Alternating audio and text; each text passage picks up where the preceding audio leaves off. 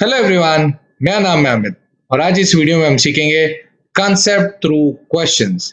यानी एक क्वेश्चन के थ्रू हम एक कंसेप्ट समझेंगे और उसी कंसेप्ट को उस क्वेश्चन में अप्लाई करेंगे।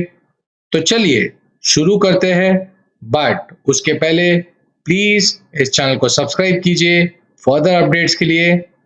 चलिए प्रोसीड करते हैं।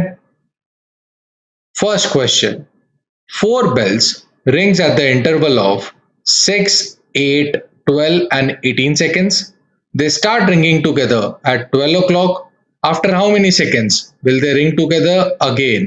और आपके ऑप्शंस दिए गए हैं 72, 84, 60, 48। अब यहाँ पे कौन सा कंसेप्ट यूज होगा? सोचिए, हमें कॉमन पॉइंट चाहिए। कॉमन पॉइंट देखो, चार बेल्स है, इंटरवल्स दिया है 6, 8, 12 और 18 सेकेंड्स। ये इंटरवल्स पे ये रिंग होती है और हमें चाहिए साथ में कब होगी।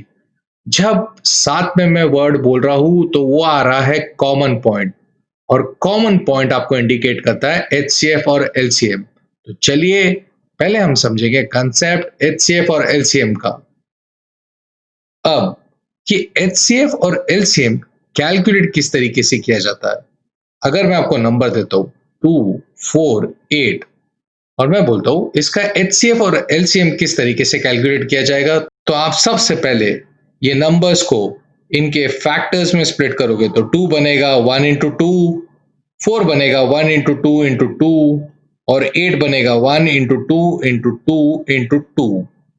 अब एचसीएफ और एलसीएम, एचसीएफ के लिए पहले हम फाइंड आउट करेंगे कॉमन टर्म्स। 1 1 1 कॉमन तीनों में होना चाहिए। 2 2 2 तो एचसीएफ होगा 1 इंटू टू 2। अब मुझे अगर एलसीएम चाहिए तो पहले तो मैं कॉमन ले लूंगा, दैट इज 1 इंटू टू जो तीनों में कॉमन था। अब मैं देखता हूं ऐसा कोई टर्म है जो दो में कॉमन है। यस, यहाँ पे ये 2 है, यहाँ पे ये 2 है, तो मैं मार्क कर लेता हूं। और कोई लेफ्ट आउट है तो दैट इज ये 2, तो बनेगा 8। चलिए और एक सम देखते हैं। 3, 9, 27। मुझे यदि इसका एचसीएफ और एलसीएम फाइंड करना है तो मैं इसे स्प्लिट करूंगा 1 into three, 1 into three into three, 1 into three into three into three. अब मुझे अगर एचसीएफ या फिर एलसीएम अगर फाइंड करना है तो एचसीएफ होगा कॉमन जो तीनों में है 1 3 1 3 1 3, तो एचसीएफ बनेगा 1 इंटू थ्री 3। एलसीएम बनेगा HCF that is 1 into three. अब यहाँ पे ये 3 कॉमन है और 3 कॉमन है, जो दोनों में कॉमन है और कोई लेफ्ट आउट है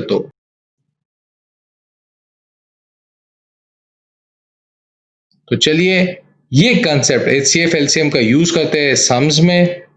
वही सम 4 bells rings at the interval 6, 8, 12 और 18 seconds। तो हम पहले 6, 8, 12 और 18 लिख लेते हैं। They start ringing at 12 o'clock. After how many seconds will they ring together? यहाँ पे मैं पहले इनके फैक्टर्स में स्प्लिट कर देता हूँ। 6 बनेगा 1 इंटू टू इंटू थ्री, 8 बनेगा 1 2 2 2, 12 बनेगा 4 इंटू थ्री जो कि बनेगा 2 इंटू टू इंटू थ्री, और 18 बनेगा 1 9 into two that is 3 into three into two. अब पहले फाइंड आउट करते हैं कुछ कॉमन है क्या सब में। यदि आप देख सकते हो 1 1 1 1, अब 2 है 2 है 2 है 2 है, और कुछ कॉमन है नहीं। तो सबसे पहले एलसीएम में हमने वो लिखा जो सब में कॉमन था। अब मैं देखता हूं बाकी में कुछ कॉमन है तो यहाँ पे एक 2 है, यहाँ पे एक 2 था, तो वो लिख दिया। मैं सिंबल जो यूज कर रहा हूं वो भी मार्क कर देता हूं। अब यहाँ पे एक 3 है, यहाँ पे एक 3 है, और यहाँ पे भी एक 3 है, तो वो भी लिख देता हूं। अब लेफ्ट आउट कुछ बच रहा है। यस, ये एक 3 और ये एक 2, तो उनको भी लिख देता हूं। वो सिंबल्स भी नीचे लिख रहा हूँ जो मैं उधर यूज कर रहा हूँ। अब ध्यान से देखिए, 1 2 जा 2, 2 2 जा 4, 4 3 जा 12, 12 3 जा 36, 36 into 2 72। तो मुझे मालूम है कॉमन पॉइंट है जहाँ पे ये रिंग करेंगे 72।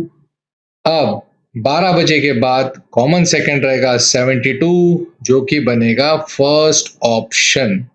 तो यहाँ पे आप देख सकते हो हमने बेसिक कंसेप्ट यूज किया, common point that is LCM. तो सम के थ्रू हमने कंसेप्ट सीखा, वही कंसेप्ट इसमें यूज किया और हमें आंसर आया 72। तो चलिए नेक्स्ट सम करते हैं। The least number which when divided by 15, 27, 35 and 42 leaves a remainder of 7 in each case। तो सबसे पहले तो हमें ये फाइंड आउट करना है ऐसा कौन सा नंबर है जो चारों से डिविजिबल है। तो मैं चारों को लिख लेता हूँ, 15, 27, 35, 42।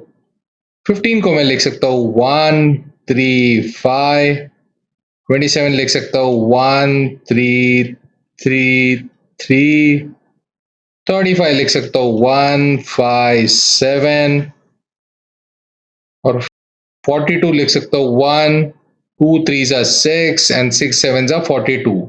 अब कॉमन पॉइंट्स देखते हैं, 1 1 1 1।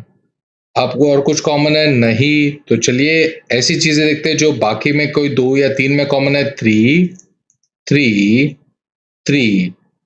अब और कुछ है, 5 5 में देख सकता हूँ तो इसको मैं ऐसे मार्क कर लेता हूँ, 7 7 दिखता है तो ऐसे मार्क कर लेता हूँ। बेसिकली मैं क्या कर रहा हूँ, अब कॉमन ऐसी जगह पे ढूंढ रहा हूँ जो सब में नहीं तो 2 या 3 नंबरों में होगा, और जो लेफ्ट आउट है उन्हें हम ऐसे स्लैंट लाइन दे देते हैं, 3 3 और 2।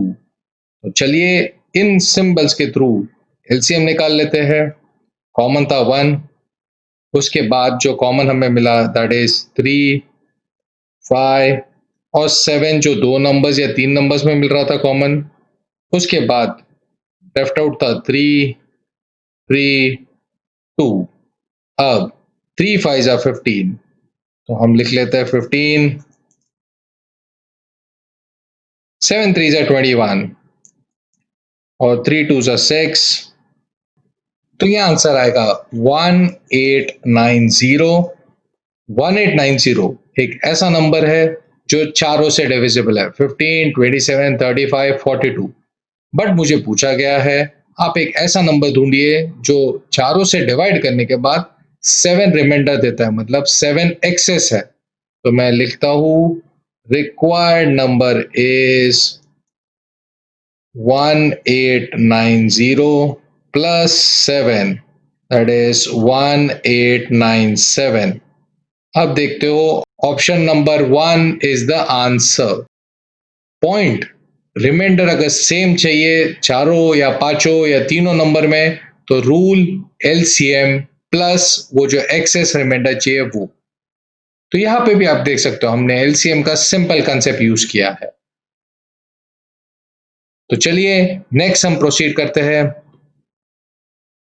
A milkman has 3 different qualities of milk: 403 gallons of first quality, 465 gallons of second quality, and 496 gallons of third quality. Find the least possible number of bottles of equal size in which different milk of different qualities can be filled without mixing। तो सबसे पहले आप देखिए तीन quantities, 403, 465, 496।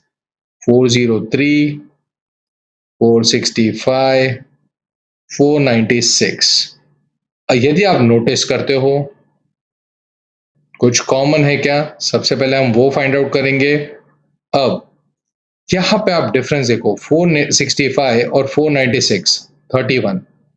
यहाँ पे आप देख सकते हो 31, यहाँ पे भी आप देख सकते हो 62।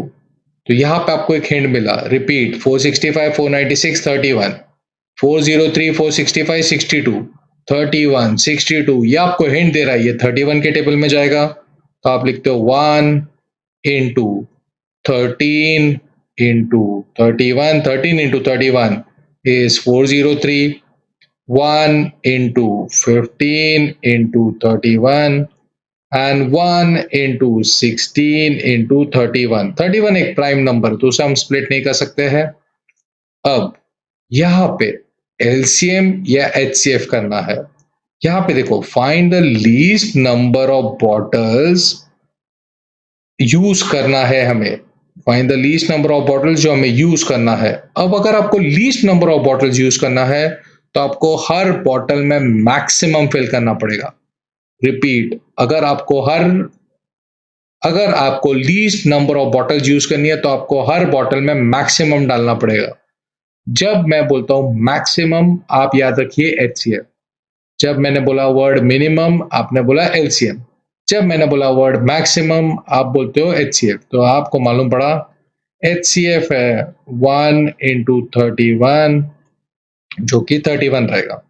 तो मैं हर बॉटल में 31 भरूंगा। तो जहां मेरे पास 403 गैलन्स है, डिवाइड बाय 31 किया, तो यहाँ पे मेरे को लगेगी 13 बॉटल्स। 465 गैलन्स मैं अगर हर बॉटल में 31 भरूं तो यहाँ पे मुझे लगेगी 15 बॉटल्स। और 496 हर बॉटल में मैं 31 भरूं तो मुझे लगेगी 16 बॉटल्स। ये सारी बॉटल्स अगर मैं ऐड करूं 13, 15 और 16 तो बनेगा 44। तो यदि आपको हर बॉटल में मैक्सिमम भरते हो और लीस्ट नंबर ऑफ बॉटल चाहिए तो लीस्ट से लीस्ट नंबर होगा 44। तो यहां पे आपने देखा कंसेप्ट था एचसीएफ। अगर आपको कोई चीज लीस्ट नंबर ऑफ यूटिलाइजेशन चाहिए तो आपको मैक्सिमम फिलिंग या मैक्सिमम रिसोर्स एलोकेशन करना पड़ेगा। तो यहां पे आपने देखा आपको maximum allocation of resources use करना पड़ रहा था कि आप least number of bottles use कर सके। तो मैक्सिमम एलोकेशन के लिए आपने एचसीएफ का कंसेप्ट यूज किया। मैं उम्मीद करता हूं ये कंसेप्ट आपको समझा होगा। प्लीज इस वीडियो को लाइक कीजिए, इस चैनल को सब्सक्राइब कीजिए फॉर फर्दर अपडेट्स। धन्यवाद ये वीडियो देखने के लिए। Thank you, keep practising.